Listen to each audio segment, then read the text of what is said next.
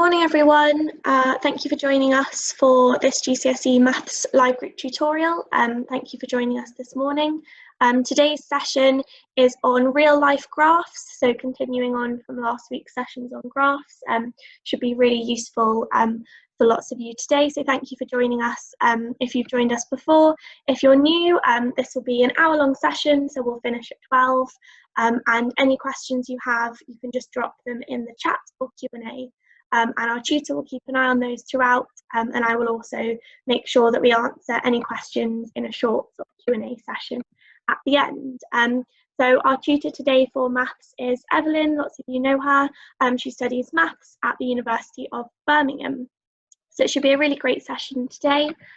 Just a reminder that all of these sessions are recorded, so if you wanted to watch back another time, you can access all of those on the My Tutor YouTube channel. And there are also some shorter, really handy topic videos as well. They're related to all the live tutorials, and usually are our tutors going through a short exam question. So those should be really handy resources as well if you are looking for some extra resources to help with your revision or consolidating your knowledge. I'll just wait a moment as a few more people join us this morning. As I said, any questions you have, just let us know, and we'll do our best to keep an eye on the chat throughout the session. Brilliant. Then if everyone's ready, have a great session. Thank you. So yeah, today is on real life graphs. So let's get the session up. But before we start on real life graphs, we're just quickly going to do a recap on last week's session. So we were working on cubic and reciprocal graphs in our last session. So a quick recap, a cubic graph is the graphical representation of a cubic equation, and a reciprocal graph is a graphical representation of a reciprocal equation. So remember, a cubic equation has an x cubed in the equation, and a reciprocal equation has an x on the denominator of a fraction. So to draw a cubic and reciprocal graph, you should be able to complete the table of values, then plot the correct coordinates on the graph and draw a smooth curve that goes through all of the coordinates. So at the bottom here, we have two examples of a positive cubic graph and a positive reciprocal graph. So let's do some quick recap questions before we move on. So remembering to last week, what we were doing was we were completing the table of values, and then we would plot the graph. So let's do this. So we've got y equals minus x cubed minus x plus 2. So we were just substituting in values of x into the equation. So let's start with x equals minus 2. We've got y equals, and then remember I put my numbers into brackets. So we've got minus, and then minus 2 cubed minus 2 plus 2. Oops. So let's work this out. So we've got minus 2 cubed. Minus 2 cubed is minus 8, because it's minus 2 times minus 2 times minus 2. And then we have to do the negative of that. So minus 2 cubed is minus 8, so minus 8 is just 8. Then we have minus 2, which is plus 2. Then we have another plus 2. So this would give us 12. So our answer here is 12. And then we can do the same thing for x equals minus 1.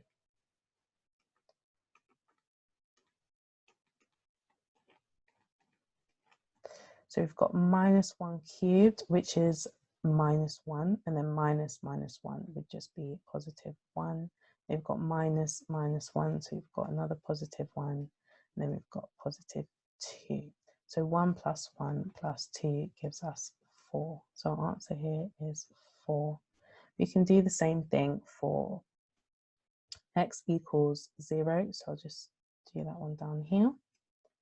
Still got, so we've got minus 0 cubed minus 0 plus 2. So 0 cubed is just 0, minus 0 is 0, and then plus 2. So here we'll get 2, and then we can do for x equals 1, so we've got minus, and then 1 in the brackets. So 1 cubed is 1, and then the negative of that is just minus 1. Then we've got minus 1 again, then plus 2. So minus 1 plus 2 gives us 0. And then our final one when x is equal to 2. So I'll keep putting these in brackets. Okay, so we've got 2 cubed, which is 8. The negative of that is minus 8. Then we've got minus 2 and then plus 2. So this one gives us minus 8. Okay, so now the next thing that we have to do is to plot this on our graph. So let's go ahead and do this. So we've got minus 2, 12. So minus 2, 12 will go up here, somewhere around here. Then we've got minus 1, 4. So we've got minus 1, 4 will go over here. Then we've got 0, 2. Then we've got 1, 0. And we've got 2 minus 8.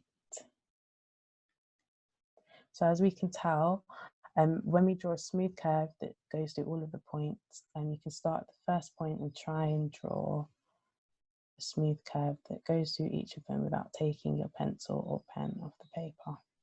So you should get a graph that looks like this. So it looks like a negative reciprocal, a negative cubic graph. Remember, when you are drawing curves, never use a ruler. So I think we do have another one for reciprocal graphs. So the next one is reciprocal graph equation. Now remember, these ones do come up in a calculator paper, so you can use a calculator for these questions. So we've got y equals minus 1 over x. So let's substitute in x as 0.2 first. So y equals minus 1 over 0.2. So minus 1 over 0.2 would give you minus 5, sorry. So you've got minus 5 for the first one. Then your next one is minus 1 divided by 0.4. So using a calculator, you get minus 2.5. Minus 2.5. Then you have minus 1 divided by 0.5. So that one gives you minus 2. You have minus 1 over 0.8, which will give you, put this into a calculator quickly, this will give you minus 1.25. Then if you do minus 1 divided by 1, you get minus 1. Then you've got minus 1 divided by 2, you get minus 0.5. Minus 1 divided by 3, you're going to get minus 0.3 recurring. So you can just write this as minus 0.3, minus 0.33, because we do have to be able to plot this on the graph at the end. Then the next one is minus 1 over 4, which will give you minus 0.25. And then the last one is minus 1 over 5. So you get minus 0.2. So we can now plot these on our graph. And let's see if I can quickly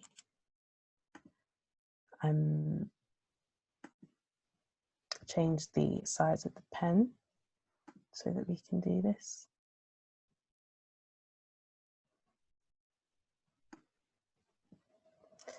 So we've got 0.2 minus 5. So this one would go here. Then we've got 0.4 minus 2.5. So 0.4 is here, minus 2.5 be around here.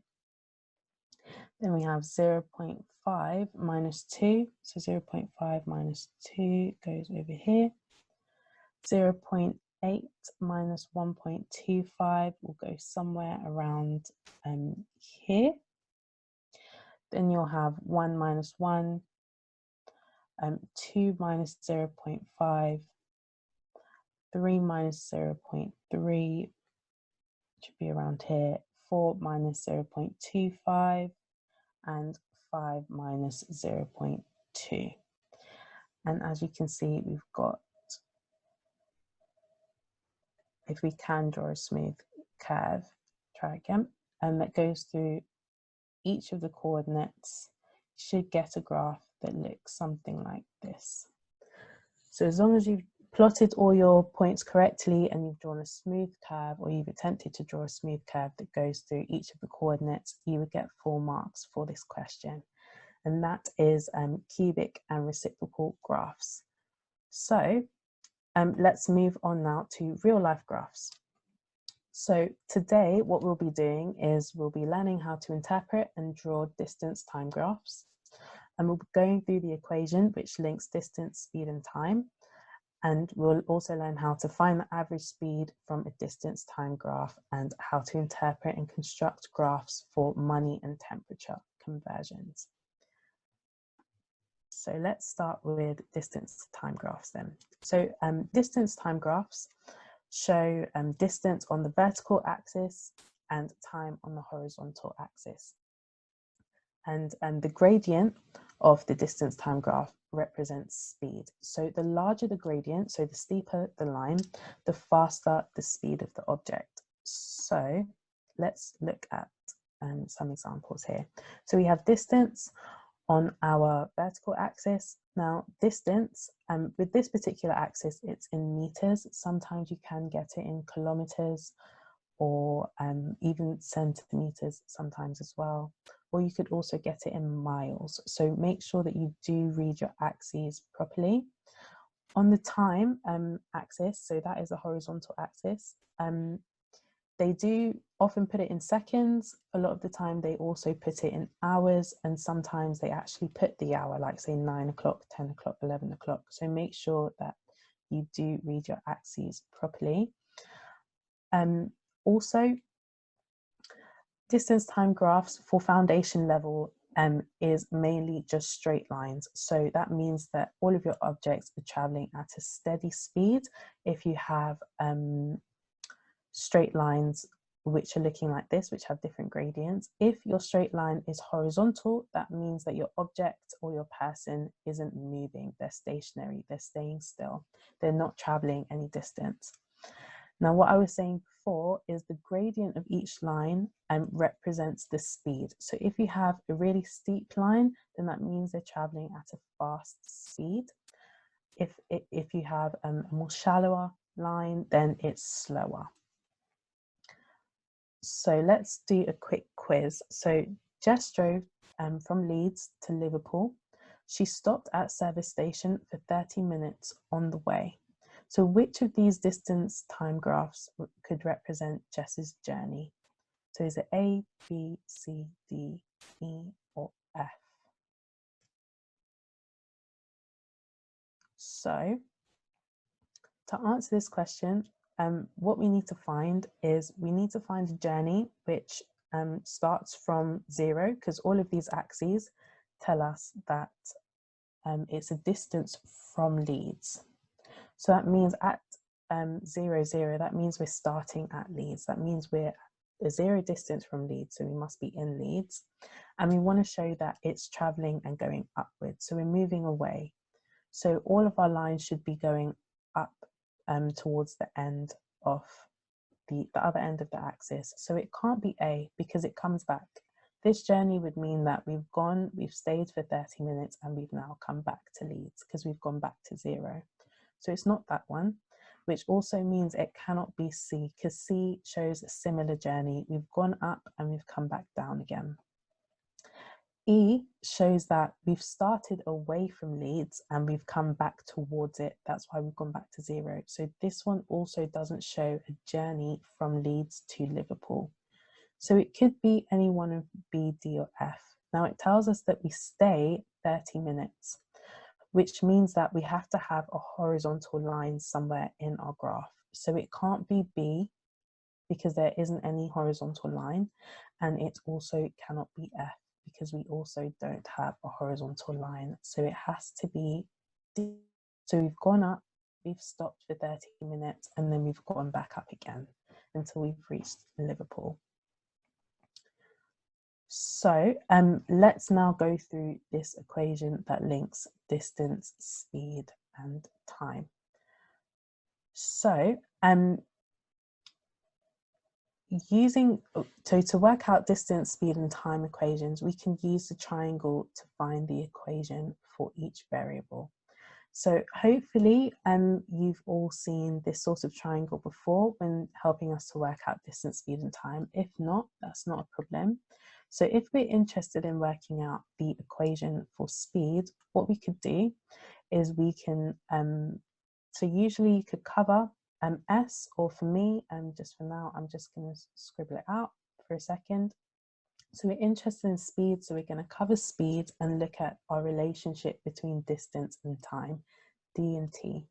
So here we have D on the top and T on the bottom, which means we should have a fraction distance divided by time. So this over here. So if we wanted to do the same thing for distance and time, I'm going to cover distance and look at the relationship between speed and time. Now they're next to each other, so we're going to times them. So this one will be distance equals speed multiplied by time. And if we do the same thing with our last one, T, if I cover T quickly, then we've got a similar relationship to the first one. We have distance over speed. So time equals distance divided by speed. So in your GCSE foundation exam, the best way to remember your distance, speed, and time equation is to use the triangle. When you use this method, it becomes really easy and quick to work out what the equation is going to be. So it also depends on what variable you need, whether you need speed, distance, or time, and then you cover it and look at the relationship between the other two. So if we have a quick quiz now, so which is the correct answer for the following question? So Michael is driving from London to Birmingham. The distance he drives is 120 miles with an average speed of 60 miles per hour. So how long does his journey take? So to answer this quiz, I would advise you try and use the triangle to work out which equation we need and then calculate it. So they've given us distance and they've given us our speed. So we know the distance is 120 miles. We know the speed is 60 miles per hour. So we're interested in time. So we're going to cover time quickly. So our relationship between distance and speed is distance divided by speed. So we know that time equals distance divided by speed. So our distance is 120 miles. So we've got 120 divided by, and then our speed is 60 miles per hour. So we've got 120 divided by 60, and this gives us 2. So our answer would be A, 2 hours. Now, bear in mind that it says miles per hour. So our answer should be in terms of hour. Our time should be in terms of hour, not minutes. Okay, so our answer would be A, 2 hours.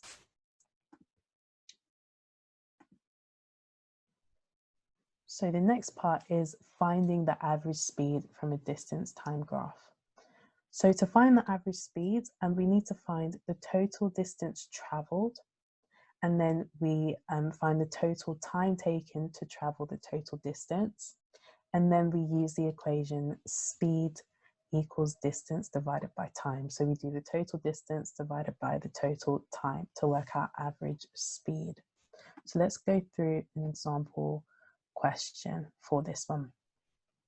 So the graph shows Mia's journey from her home to university. Calculate Mia's average speed for the whole journey. So we know that at home we've got 0, and then it's 160 kilometers from home. University is 160 kilometers from home because she travels up, she stops for a while, and then she goes all the way up to university at 160 kilometers away. So we know our total distance is 160 kilometers, and we're going to use our speed equals distance divided by time equation. So let's write the equation first. Oops. Distance divided by time.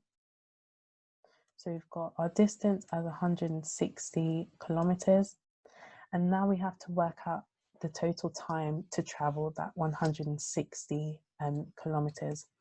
So here, as I was saying before, make sure you read your axes carefully. Here we've got our time axis in terms of hours, but more typically this is 9 o'clock, 10 o'clock, 11 o'clock. So we know that we start at 9 o'clock, and when we reach university, it's going to be 11:30. So between 9 o'clock and 11:30, that's 2.5 hours. So we want to divide our distance by 2.5. Right, so I'm using a calculator. 160 divided by 2.5 gives us 64. Now, we're not done yet because we haven't given units for our speed. So as much as we know that it's 64, we don't know what the speed is. Now, we have done kilometers divided by number of hours. So our speed will be kilometers, kilometers per hour. So you can either write it like this, or you can write the whole word kilometers per hour. That is absolutely fine. Just remember to use your units. So what is time in hours? What is distance in kilometers? Okay, so the next part that we're going to go through is drawing distance time graphs. So to draw distance time graphs, the best thing to do is plot the information, the important information which is given to you in the question or in the problem. Connect the points which you've plotted with straight lines, and then make sure you pay attention to the scaling on the grid. So let's go through this quick example. I'll zoom out a little bit as well. So here we have Bethany, and she has driven to a family meal, and then she's gone back home afterwards. So the meal was at a restaurant that is 70 kilometers from her home. Bethany left home at 10 o'clock and arrived at the restaurant at 11:30. She stayed at the family meal for 2 hours. Bethany then drove home at a steady speed, which took her 2 hours. Show this information on the distance time graph. So when you're given a lot of information like this, I would say take it step by step. So first of all, we know Bethany drove to a family meal and then she went back home. So the first thing that this tells us is that we should have a graph which goes up and comes back down again because she's going back home. So we should go back to 0. The next point is saying that the meal was at a restaurant that is 70 kilometers from home. So we know that we should go up until we reach 70 kilometers at some point. And we know that she left home at 10 o'clock. So we know our starting point is at 10 o'clock. So she is still at home at 10 o'clock. So we have a 0 distance from our home at 10 o'clock. She arrives at the restaurant at 11:30. So we know that at 11:30 we will be 70 kilometers away from home because that's how far the restaurant is. So 11:30 and 7 o'clock. So we've drawn 2 points, one where she's at home, 10 o'clock, the other one where she's at the restaurant at 11:30. It says that she stayed at the family meal for 2 hours. So we know that we're still at 70 kilometers. We're not moving from the restaurant for 2 hours. So 2 hours after 11:30, we will reach 1:30. So we should draw another X at 1:30 at 70 kilometers. And then Bethany drove at a steady speed back home, and it took her 2 hours. So 2 hours after 1:30 would then be 3:30. So we know at 3:30 she's reached back home. And then the last thing to do is to draw our straight lines. So drawing our straight lines. So remember, use a ruler when you do this, because we want them to be as straight as possible. And your final graph should look very similar to this.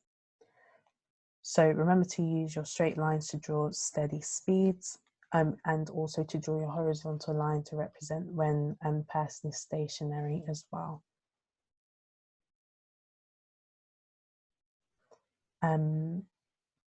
And hopefully this all makes sense. So let's move on to the next section. So we've finished with distance time graphs for the moment. So we're going to move on to conversion graphs. So these are another type of graph which could be asked in your foundation GCSE exam, which links into real life graphs. So conversion graphs are used to change from one unit into another. So this could be from centimeters into inches, or pounds into dollars, or degrees centigrade into degrees Fahrenheit. It could be any one of those, and it could be other things as well. So an example is pounds in US dollars. So this is an example of one. So for instance, if I zoom in a little bit more, and so you can see, so with this particular graph, this isn't necessarily the graph which is true at the moment, because obviously exchange rates change very quickly. But using this graph, if we wanted to know how much 90 US dollars was in pounds, we would draw a line that goes from 90 up to the line. So again, use a ruler, draw a straight line. Once it reaches the line, then we want to know what is the value in pounds at this point. So then we need to draw a straight line from this graph across to the the y-axis with the pounds, and we'd know that 90 US dollars is equivalent to 60 British pounds in this particular example and this graph. So if you want to convert between two units, always make sure that you draw a straight line that goes from the axis to the graph and then back to the axis again. So let's look at this example question, and I'll zoom out so you can see it completely. So we've got a conversion graph for kilometers and miles, which is shown on the left. And we want to use this graph to convert 40 kilometers to miles, and then we're going to use it again to convert 10 miles to kilometers. So let's start with the 40 kilometers to miles. So just as I said before, and I'm going to zoom in again, what we want to do is we want to draw a line from 40 kilometers up to the curve, and then draw another line from up to the line, draw another line from the line to the axis. So we're going to do this line here, which goes all the way up to this line, and it hits this point over here, and then we can draw another line that goes across. And what we'll realise is that we get to 25 miles. So 40 kilometres is equivalent to 25 miles. So in your exam, make sure that you write down the units. It's not enough to just say 25. You haven't said 25 what, so you need to make sure that you say 25 miles. And then the next one is asking us to convert 10 miles into kilometres. So we want to go from 10 miles now and work out the kilometres. So we start over here because this is where 10 miles is, and we draw a line that goes across to the graph and it hits this point here, and then we go down. So this is 16 kilometres. So we know that 10 miles is equivalent to 16 kilometres. So then you can write kilometres at the side. Now it's okay to write km as well, because km does mean kilometres. So you won't lose a mark if you do write that in your exam. So let's quickly go through some common mistakes that people face when they are doing these sorts of questions. So one thing is they don't draw reference lines between values on the axis and the line on the graph. The most important thing is to draw reference lines. So when I say reference lines, it's those lines which go, like when we were just doing 40 kilometres, it's a line that goes from 40 up into the graph, and then the line from the line on the graph to the other axis.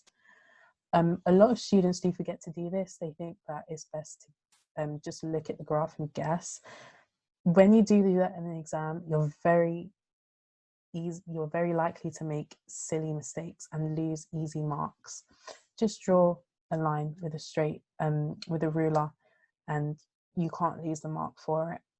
The next point is a lot of students tend to draw curves instead of straight lines. So with distance time graphs, if it says a steady speed, you need to draw a straight line. So the speed isn't changing, so it should be a straight line. If you draw a curve, that doesn't demonstrate a steady speed, and that's where a lot of students tend to lose their marks in exams. Another point is students don't pay attention to units. So as I was saying before, with kilometers and miles, make sure you write down your units, otherwise you will lose a mark. And if the question is only worth 1 mark as well, you won't get any marks for the question. So it's another way of losing silly, very easy marks and making silly mistakes by forgetting to use units. And the final point is not reading the axes carefully. So especially with distance time graphs and with time, make sure that you read your axes carefully. Sometimes they might put it in hours, sometimes they might put it in minutes, sometimes they might even put it in seconds. You need to make sure that you are being careful with reading your axes. So let's go through a quiz question, and I'll zoom out quickly as well. So which of the 2 of the following are correct reasons why Anil's graph is wrong? So let's look at the graph on the right then. So Anil's home is 1 kilometre from a shop. He walked from home to the shop at a constant speed in 10 minutes. He stayed at the shop for 5 minutes. He walked home at a constant speed in 8 minutes. Anil drew this distance time graph to represent his journey. So take a look at the graph quickly. Make sure you're reading the axes properly. You're looking at the lines that is drawn on the graph. So would we have an answer of A, B, C, or D? Which 2 of these answers would be correct reasons why this graph is wrong? I'll let you have a read of those quickly as well. So A is the curve should be a straight line. B, he hasn't drawn a line to represent the 5 minutes he stayed in the shop. C, the graph does not represent the correct length of the journey. Or D, the last part of the graph should be decreasing, not increasing. So let's take a look at how we could answer this question. So first of all, let's go through each part of the graph. So the first part should represent him walking from home to a shop at a constant speed in 10 minutes. Now remember, a very common mistake is drawing a curve instead of a line. So here it says constant speed, so we should have a straight line. So this shouldn't be a curve. This is one problem in the graph. Now, then it says he stayed at the shop for 5 minutes. Now we do have a straight line which goes from 10 minutes to 15 minutes. So we do have a line that represents the 5 minutes that he stayed in the shop. And then the last part is saying he walked home at a constant speed in 8 minutes. So first of all, this line does go from 15 to 23. So it is 8 minutes in length, but it says that he walked home. So we should be going back to 0. We should be going back to the axis here. So this is another problem. So our two answers would be A, because the curve should instead be a straight line. It shouldn't be a curve, it should be a straight line. And the other answer is D. The last part of the graph should be decreasing. We should have a line that goes back down to the axis because he should be going back home. So he should be getting back to a distance of 0. The other two are not valid reasons why. The reason why is because there is a line drawn for 5 minutes, and the graph does represent the correct length in time he spent in the shop, or walking to the shop and back. So let's go through another quiz question. So here we have a conversion graph for inches and centimeters, and it's shown on the right. Now we want to change 30 inches to meters. So which of the following is correct? So A, 14 meters, B, 76 meters, C, 0.76 meters, or D, 0.14 meters. So what I will do as well is I'll zoom in a little bit so you can see the graph better. So we want to convert 30 inches into centimeters. So first of all, what we should do is we want to convert 30 inches. So we should go to 30 inches on our axis and draw a straight line that goes up to the graph. Now it reaches the graph over here, and now we can draw a straight line from here all the way to the other axis.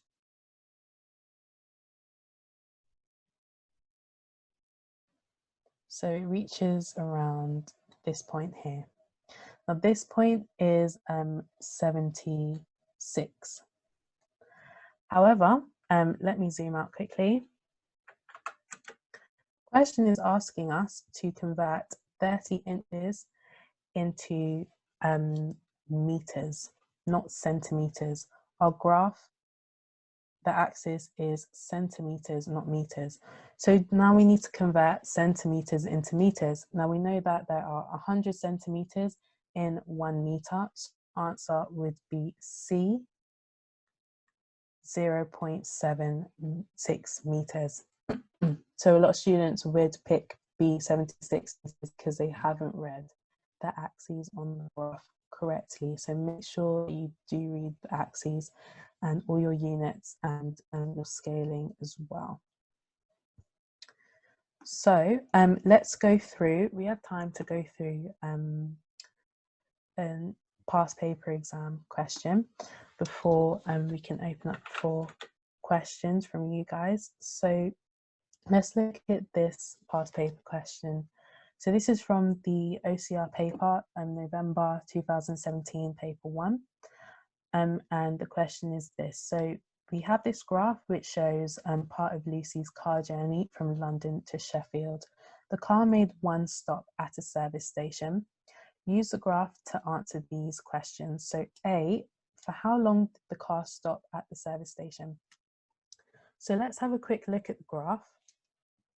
So let's read our axes properly. So on our one, we have distance from London in miles.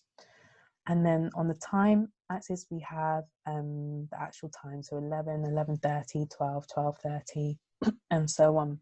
So we have three straight lines, 2 lines with the same sort of gradient, and then 1 line which is horizontal. Now remember, a horizontal line always shows when we're stationary. So this must show when we've stopped, or when Lucy has stopped at the service station. So now we just need to find out how long did she stay at the service station. So we just need to look at the length of this line. So it's between here, and here.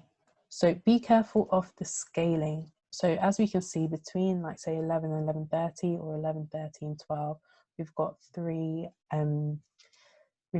sections. So this must mean that here would be 11:50,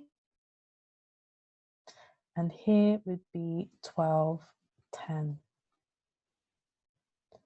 Now they want our answer in terms of minutes. So how many minutes is between 11:50 and 12:10? Well, that would be 20 minutes. So our answer would be 20.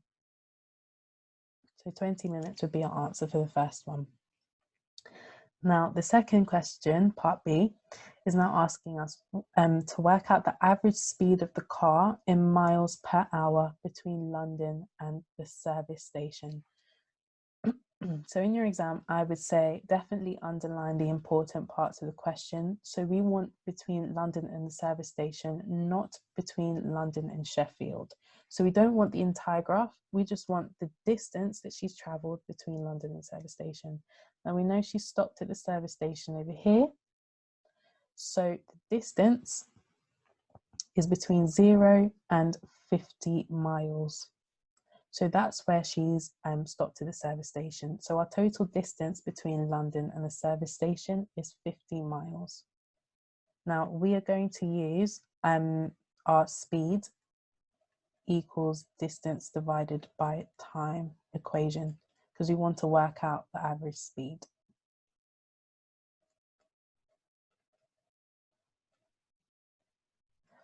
So our total distance is 50. And then we need to work out our total time. So that's between 11 o'clock and 11:50. That's how long it took her to go from London to the service station. So we're going to do 50 miles divided by 50 minutes. However, it says in terms of miles per hour. So now we need to work out what is 50 minutes in terms of hours. So to do that, we do 50 out of 60, because we have 60 minutes in an hour. So using our calculator, we need to do 50 divided by 60. And what we would get is 0.83 recurring. So what we want to do is we want to do 50 divided by 0.83, or 0.833, however you'd like to do it. And then the final thing is putting this into your calculator, and you should get an answer around 60 miles per hour. Yep. So hopefully that makes sense. Again, what I was saying before is make sure that you are using the correct units. So here it said in terms of hours, so we have to make sure that we are using our time in hours and not minutes. Now the last thing, the last part of this question is asking us to now complete the graph. So Sheffield is 180 miles from London. Now Lucy arrived at Sheffield at 2:20. So we now need to complete the graph. So 2:20, first of all, lies on this line here. So we know 2:20 is around here. And now we need to plot our point. So we know Sheffield is 180 miles from London. So 180 miles is up here. So now we just need to plot a point that shows 180 miles at 2:20. So this point would be here. And all we need to do is continue this line, a straight line. Make sure you use a ruler that goes from the end of the graph that they had given us to this point, and you would get full marks. for this question if you did this. So does anyone have any questions?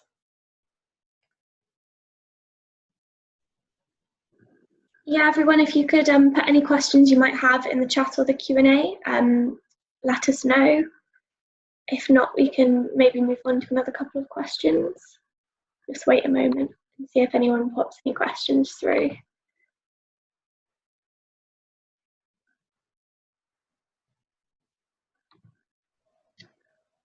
Yeah, and just a reminder, guys, it's only myself and the tutor that can see the messages you send through.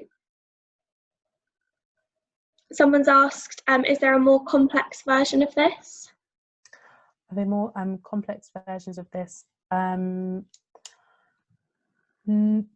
As hard as it gets with foundation and GCSE level, I would say this is the hardest it can get is when they do questions like Part B, so when they mix between units.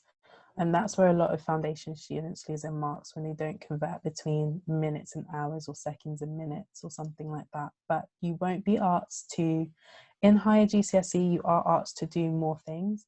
In foundation GCSE, you're only asked to work out the average speed, work out how long a journey took, and to complete a graph. That's as hard as it gets, or to identify different graphs. Well, and a question was, did you say that if you want to find out the distance, you do speed times time? Yes, so let me go back to that section. So here, yeah. So distance is speed times time. So if we draw a triangle and we cover distance, then our relationship between speed and time is next to each other. So we multiply it together. Oops. Okay.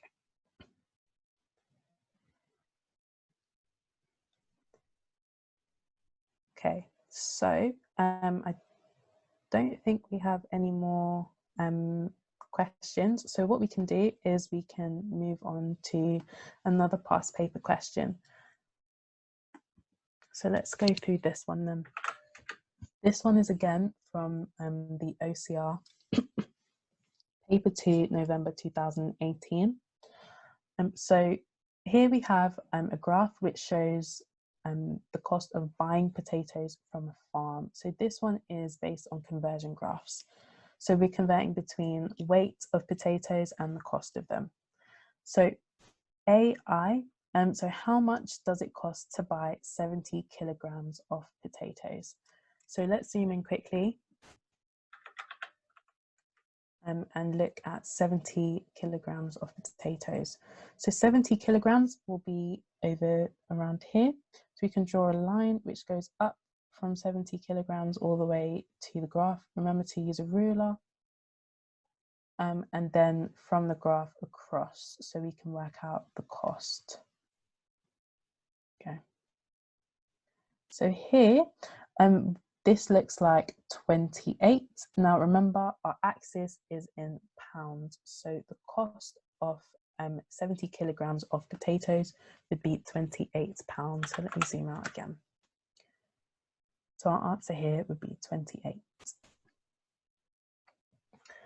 So what weight of potatoes can be bought for £38? So now we need to go back to our graph again and draw a line from £38 to the graph and then back down to weight. So let's zoom in.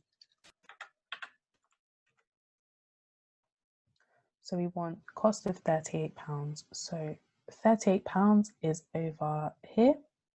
So we can draw a straight line using a ruler that goes across and then down. So it hits around here and goes back down again. So here this looks around. Be careful of your scaling, because your scaling on your horizontal and your vertical axes are different. And so here this is 92. So we've got 92 and it's in kilograms. So let's zoom out. So here £38 worth of potatoes would be 92 kilograms. and they've got our units here for us already. So we just need to write 92.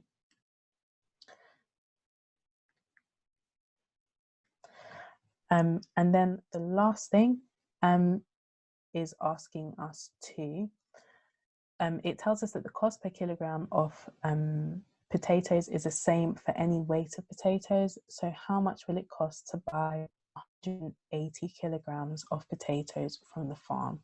Now here, we realize that our graph doesn't stretch as far as 180 kilograms. So we can't draw a line from the vertical axis up until the graph and then across. So what we have to do now is use some other value to then work out how much 180 kilograms will cost. Now, there are a couple of ways of doing this. I would say the best thing to do is to half the weight. So half of 180 kilograms is 90 kilograms. Yeah. So we know that half of it is 90 kilograms. Now, they've told us that the cost per kilogram of potatoes is the same for any weight of potatoes. So if I half the weight of potatoes that I'm buying, that should also half the price, shouldn't it? So if I go to 90 kilograms and I work out how much 90 kilograms costs, then I can double the price, and then I'll know how much double the amount of potatoes will cost me. So if I go back to the graph, and I go to 90 kilograms.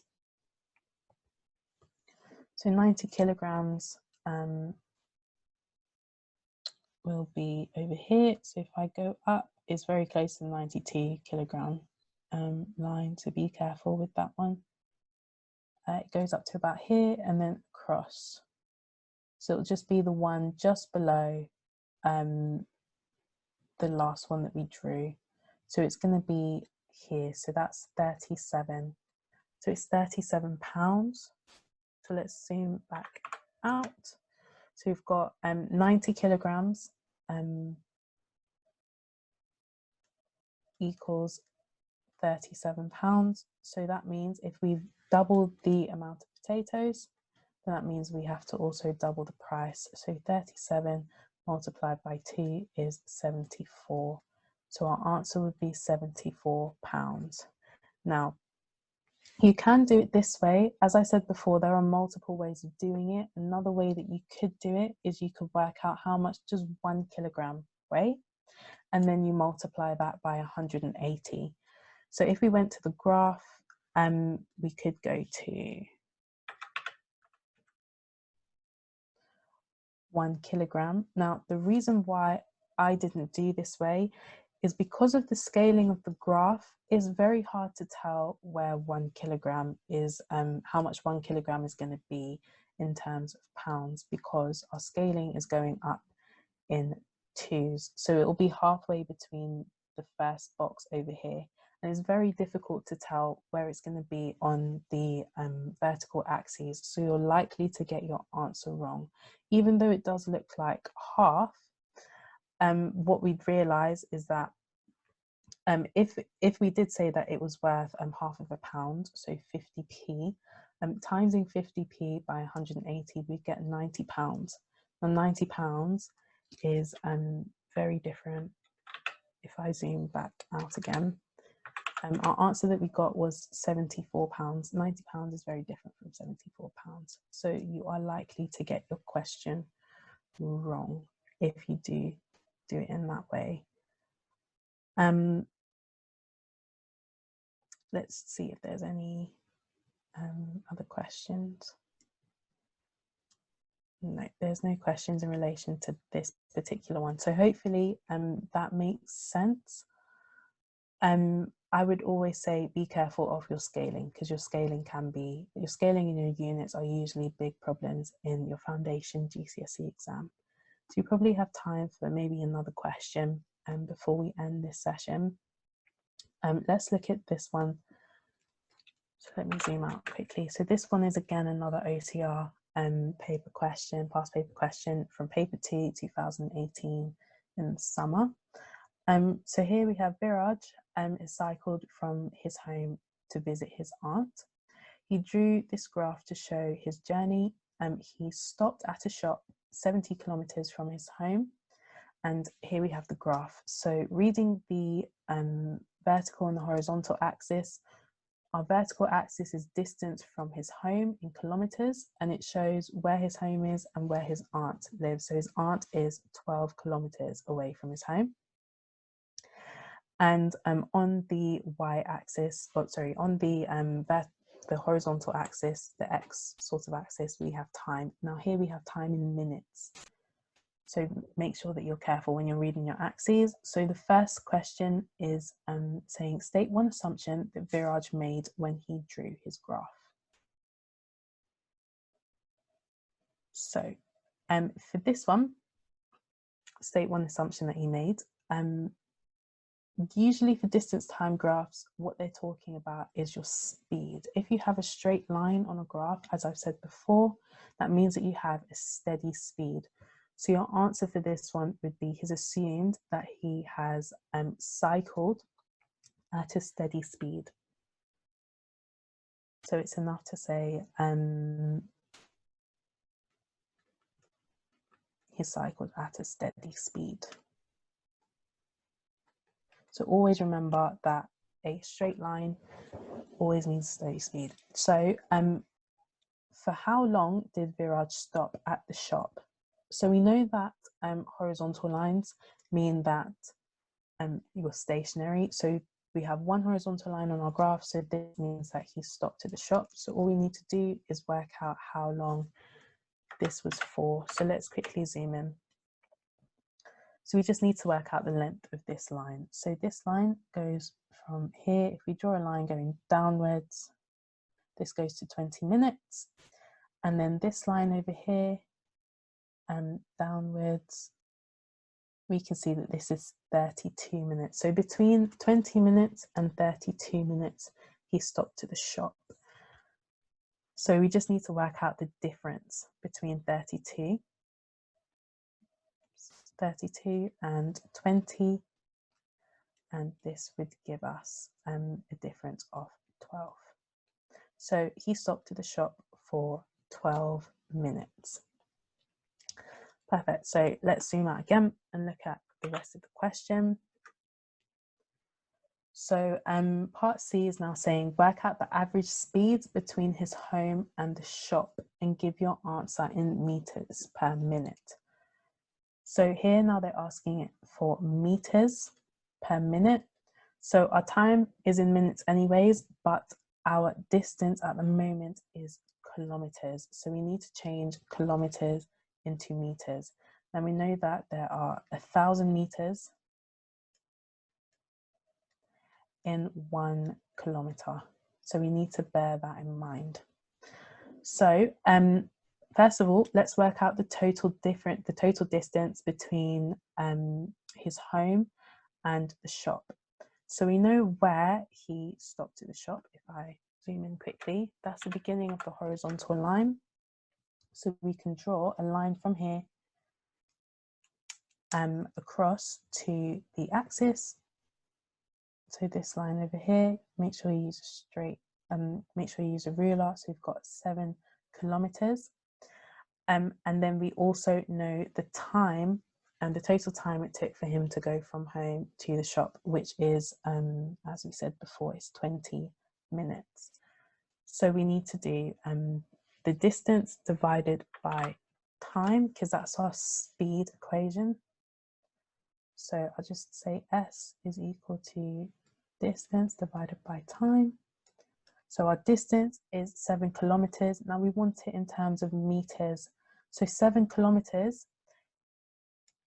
is equal to 7,000 meters. So we're going to do 7,000 divided by, and then our time in minutes. Our time in minutes was 20. So we want to do 7,000 divided by 20. And when you do this, you get, so if you do 7,000 on your calculator divided by 20, you get 350 meters per minute. So the last question, part D, is asking us, how can you tell without doing any calculations that Viraj's average speed between his home and the shop is greater than the average speed between the shop and his aunt? So remember what we were saying at the beginning, the steeper your gradient of the curve is, that means the faster the speed. So if we look at the gradients between these two straight lines, so this one here and this one here, we realize that this one is steeper than the last line. So your answer for this one is the first line is steeper.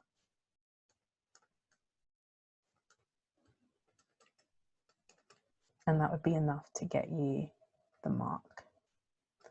And that is real life graphs. Brilliant, thanks so much for today's session. I'll just very quickly answer a couple of questions. Someone asked, is there English? I assume you mean English tutorials.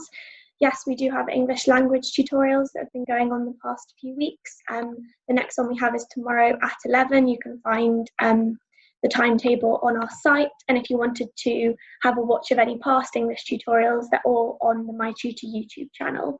And also, will there be more graphs with Molly, who's our other maths tutor? Yes, I believe there is a final graphs session tomorrow at 2 with Molly, and then we're moving on to another subject. But you can check the timetable for details of what specifically the topics are. Cool, I think we'll wrap up there then. Thank you so much for today's session, and thank you to everyone who attended. Hopefully we'll see you in another session soon. I believe that our next Foundation Maths lesson is on Wednesday at 11. So we'll see you then, or if you join us for any other sessions, we have physics and history later today. So I'll see you guys soon. Bye.